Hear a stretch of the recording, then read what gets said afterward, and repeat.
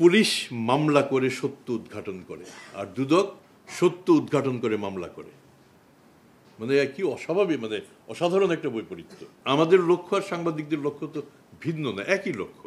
Print হোক, electronic হোক, আমাদের লক্ষ্য যদি একই হয়, আমরা যদি আমি আমাদের কথাই বলবো, আমরা যদি লুকোচুরি না করি, তাহলে সাংবাদিকদের কাছে আমার লুকোবার কি থাকবে? যতটা সম্ভব ট্রান্সপারেন্ট হওয়া দরকার, যতটা সম্ভব সাংবাদিক বান্ধব হওয়া দরকার, আমরা সেটা হয়েছি এবং আমরা এটা হব, আশ্বস্ত করতে পারি। আমি বলবো যে আমাদের সৌভাগ্য, আমরা যে সময়টা এসেছি, আপনারাও বলেছেন যে সময়টা যে রাজনৈতিক সরকার নেই,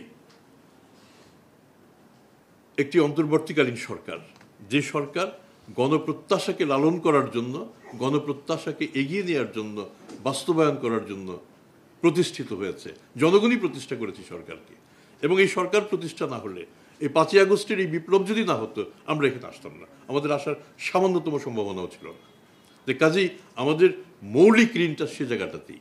দুদকে ভালো এবং মন্দ দু ধরনের জনবলি আছে, এটাতে আমি মোটেও এটার সাথে দ্বিমত পোষণ করব না। একটা ভালো পয়েন্ট এসছে, সরিষার ভিতরে যদি ভূত থাকে, তো সেই ভূতকে তাড়াবে, সেই ওঝা কোথায়?